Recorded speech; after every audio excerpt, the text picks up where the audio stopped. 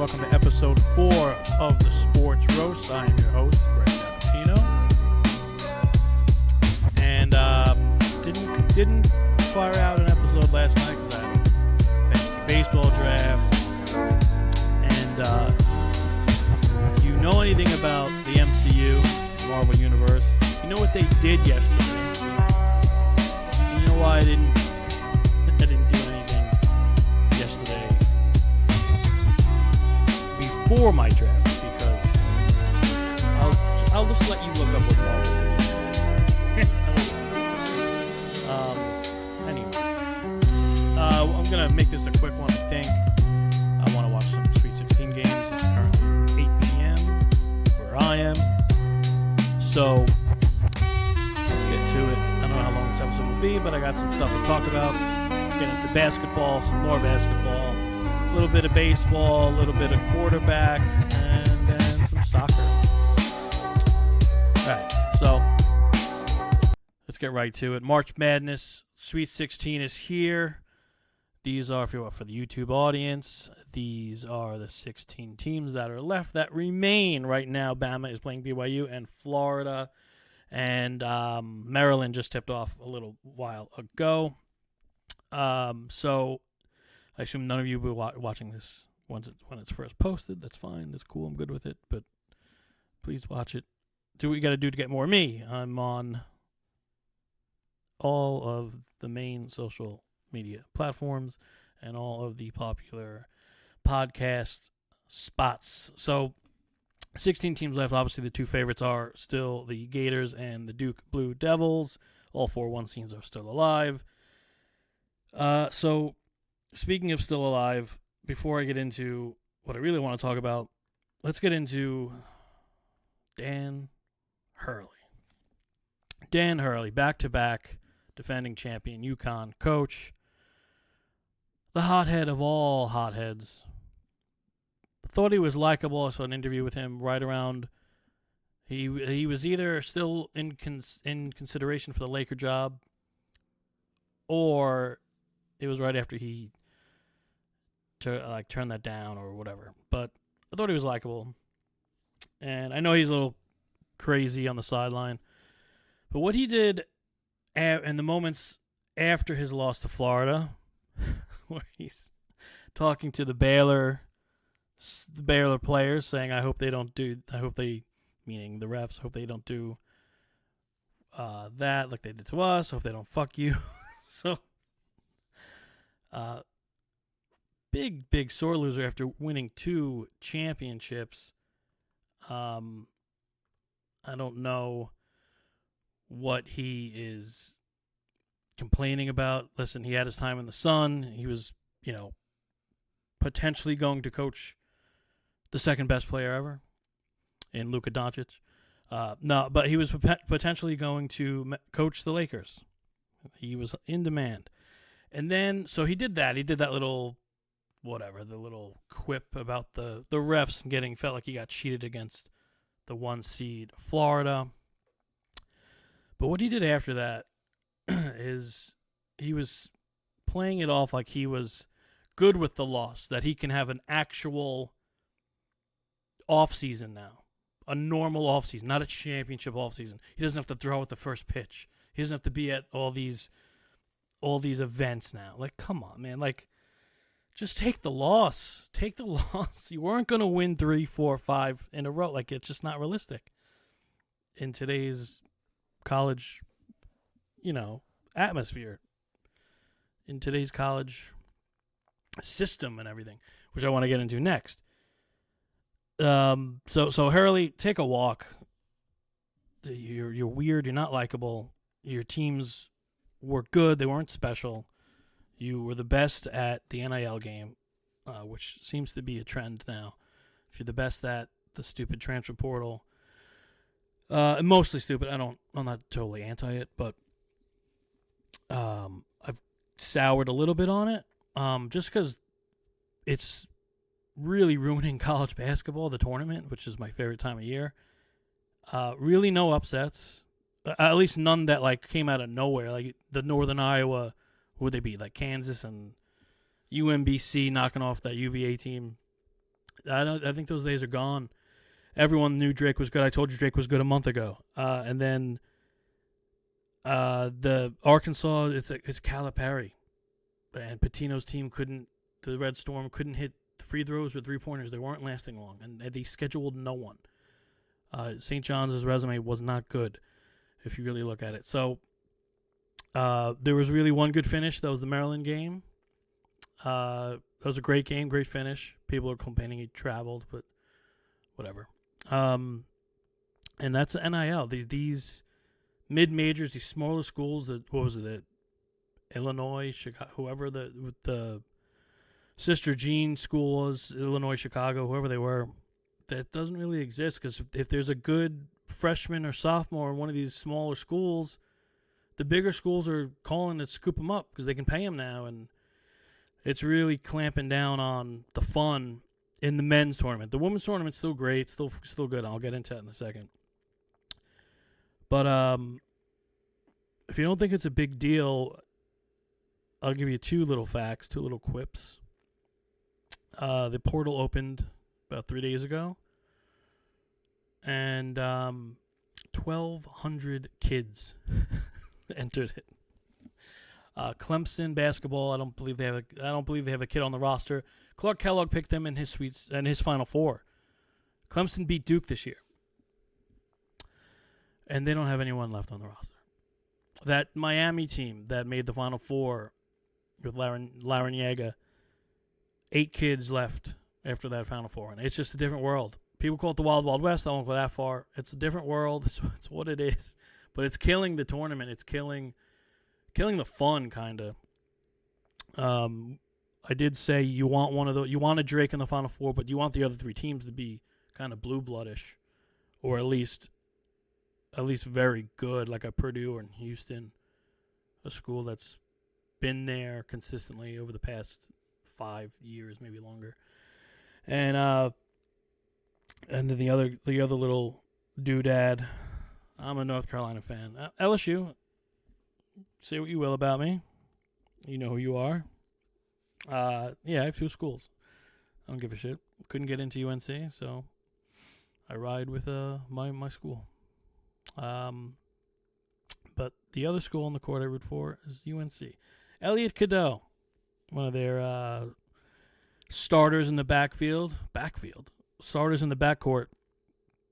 He entered the transfer portal, and I believe, if reports are true and accurate, that he said, "Don't come at me with less than $2 million."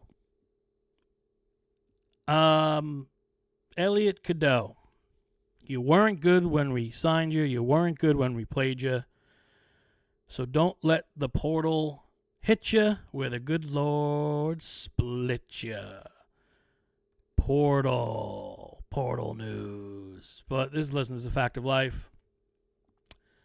Burrow transferred. Ring.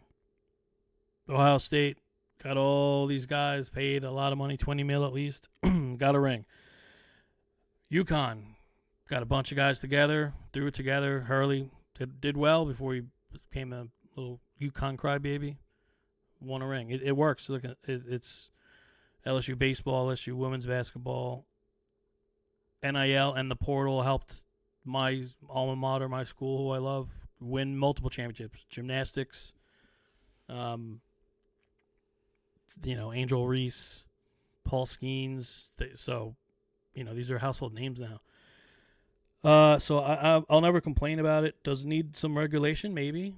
But you have to make it fair. And you have to you have to kind of find a way for the Bamas to still kind of be Bamas, because it is good for business. That's why the NBA rigs the draft lottery. It's good for business. And also, you got to find a way to have Valpo still relevant in March Madness. Yeah, I don't know how you do that. I shouldn't be the brains behind this operation. If you give me the proper funds, I can make any decision for anyone. But I don't know, there's got to be a way to even out the playing field, but also usher in the new NIL era. I don't know.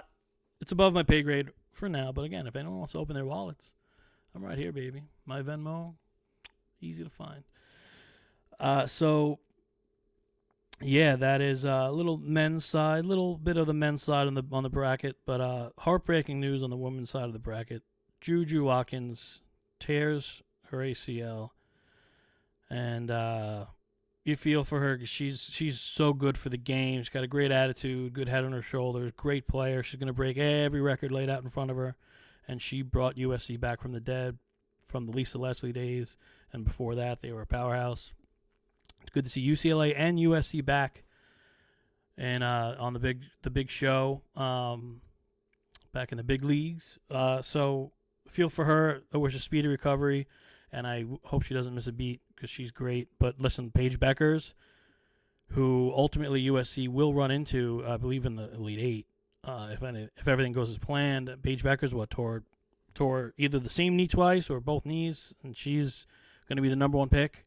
And she's crushing it, and she could very well lead UConn to a natty this year. So we'll see how that pans out. But I know this. I know I like to take shots at people on this pod, but I won't. I don't love taking it at college kids, except Elliot Cadeau.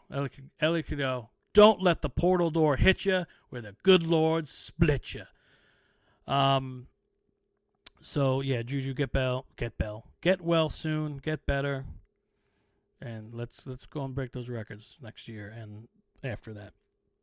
And then I want to get into a little bit of MLB. I'm thinking, did I want to give picks? My other podcast, what we did, gave some picks. Trying, I'm a little more different, a different format here.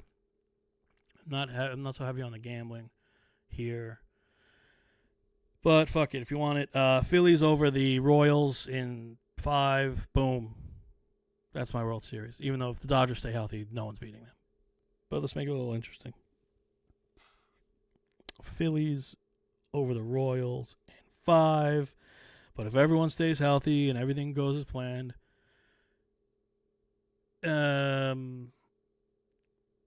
Dodgers over Royals in 4. So, all right, that's my MLB. Yankees made news today before their opening day win. Austin Wells is one of their better hitters. He's leading off. Why is that news? He is a catcher. Normally, you wouldn't want your catcher to be asked to run around the bases and, do so much for Judge behind you and be so active with your legs on the bases. You got to put the equipment on in between innings, yada, yada, yada, yada, yada. He kind of shut me up, hit a home run today. But why you want to keep your catcher healthy if you're the Yankees is because your backup, J.C. Escara, was an Uber driver. He was an Uber driver before this. He broke camp with the team. And then right across town, there is Hayden Senger of the Mets, who was their backup catcher, soon to be third string, hopefully soon, when Francisco Alvarez gets back from hand surgery. Hayden Senger was working at Whole Foods. So I'm a up-and-coming, hopefully soon-to-be successful, hopefully YouTube podcaster, content creator. I don't know what I am. Does this mean I can make the big leagues if I'm just a backup catcher? Let me know in the comments. Please like, share, subscribe, follow. Do you got to do to get more of me? Yeah, I put my name out there. I really don't want to get hit with a foul ball. Really don't want to get hit with a pitch. Cannot hit 100-mile-per-hour fastball. But hey, maybe my Whole Foods game is better than Senger's. Senga. Same guy, really. So that's just a little fun tidbit in baseball. Also, if you're watching baseball, you know that Alex Bregman is a Red Sox this year. He was said to be playing second base. He did not play second base at all in spring. And now Devers is their DH. Devers was, I guess, the incumbent third baseman. That's why every report, and Cora, the manager up in Boston, said, no. Bregman would be a great second baseman. Lies. You lie like a rug. So Bregman pushing Devers aside to the DH. Interesting. I watched the Mets opening day loss. I had no idea until maybe the second inning that Altuve was a left fielder now. Who knew? Funny how things change. News to me. But Altuve, that will end the baseball segment of this episode. So let's get into football. Reports surfaced yesterday that the Cleveland Browns are trying to actively trade for Dak Prescott. Also, Russell Wilson, the corniest, weirdest quarterback ever, signed with the Giants. So the Giants quarterback room is part clown, part fun weirdo, part corny. With the DeVito, Winston, and now Dangerous. So get used to seeing a third NFLer, or fourth. Get ready to see a fourth pro football player, active or retired, injected into your Sunday commercials now, even more so. So you have the Kelseys, which are in every goddamn commercial, and you have J.J. Watt, who seems to be everywhere. And now Russell Wilson is in New York. He's going to be filming every damn off day a new stupid commercial. He's already in a bunch. Well, not too many, but he's already in a few. So that should be fun.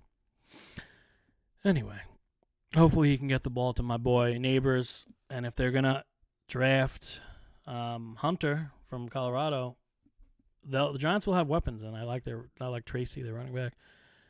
So let's see. I was hoping that it would just be Winston, and then maybe a rookie in the middle of the draft, and because Winston did sign a 2-year deal. How do you give Winston what, $4 million a year after giving Daniel Jones what, 40? What? How does that math? How does any of this make sense? And then how, if you're Joe Shane and Dable, you're really tying your potential NFL careers? Are you really going to, bet it on Russ? Even Winston, for that matter? But whatever. I don't see... I think this is actually good for Dable. Because if Winston... And Winston was going to throw picks. If they played him, he was going to throw picks. If they started kind of losing... And all you saw were the optics of him reaming out a veteran who his teammates, every teammate loves him. Eat the W. Say what you want about him. Every teammate loves Winston. It's just been bad optics, and if they lost, then Dable probably wouldn't last the season, knowing how weird Mara is. He keeps like punters that beat up their wives, but won't let go of a bad coach, or at least bad results. But anyway, whatever. Not for me to play judge and jury, executioner yet. But yeah, I'm also interested in that locker room. Are you going to get like the fun pump-up speech from Jameis before the corny, cliche, boring, rehearsed shit from Russ? Or are you going to get the boring, rehearsed, kind of cliche shit from Russ before the on-field, let's effing go, eat that dub, they don't want us to win stuff from Jameis? I don't know.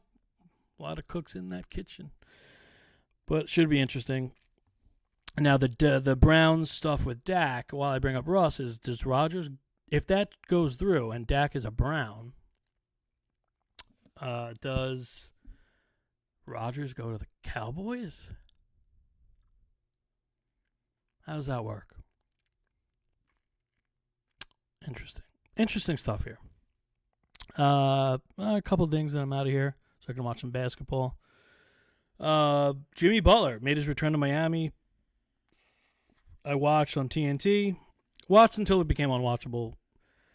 No Steph Curry, and Golden State just kind of went through the motions. They've been on fire, but Curry has missed a few games, so they've kind of cooled off.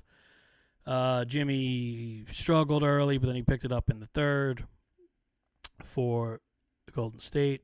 But when they announced him, it sounded pretty positive, but then I learned that it was like 45% Golden State fans because everyone loves Curry.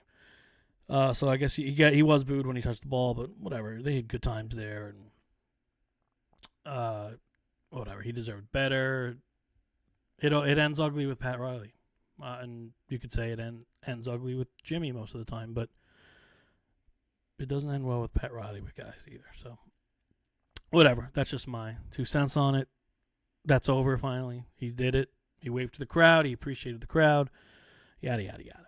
LeBron was on McAfee and said some wild things that no one else could get away with. And I'm glad he went after someone. He went after someone who I'm not a fan of. I won't even say his name. He went after someone which I kind of loved. Thank you, LeBron, for that. But everything else was really kind of weird. And I don't know. It became like a chuckle fest with McAfee. That was just awkward. If you don't know what I'm talking about, go ahead and watch that interview. LeBron speaking his mind before he ultimately retires soon enough. So LeBron went, addressed everything, and had some like just weird things to say, and was really outspoken more than usual. It was weird. And then the last thing I want to get into, soccer. Mainly, or most importantly, more specifically, the U.S. men's national team. Now, we're supposed to be prepping for a World Cup on U.S. soil. We've got a new coach who's had some success. And in Europe, Pochettino, right? But U.S. just lost to Panama and Canada. Didn't even medal, you'll say, in their latest tournament, the CONCACAF Nations League. This isn't good. I know Canada's improved over the years, and Panama, whatever. You gotta make the final of this. With the talent you have, and the new coach, and the excitement, and the World Cup coming, this is just, it's unacceptable. It's bad. If you watch soccer, I think you'd agree. It's kind of embarrassing. The Panama loss, kind of embarrassing. Canada, whatever. But you got to medal. This, not what you want. I was a big fan of causing a stir and getting Jose Mourinho. Get a name. Polk's not a name to me. He also didn't do enough in Europe to garner this job. Not that it's a great job, but it's a good job. So pretty embarrassing on the soccer end, in the men's side of things. So I don't know. Comment below if you think I'm being too harsh, being too real. Let me know. But that's it. Listen, there are other stories, but I don't want to get into the Cain Velasquez of it all. It's, read up on that story. It's tragic. It's uncomfortable. It's wild. It's disturbing. But that was a big story of the week too. But yeah, I'm just talking hoops. Just a kid trying to talk some hoops, make some jokes. Dangerous, Mr. Unnamed. Have fun with that, Giant fans. I'm a kitty cat boy now. All right, don't cut that and play that. But I am Bengal boy. All right, till next week. This has been the Sports Roast. Peace out.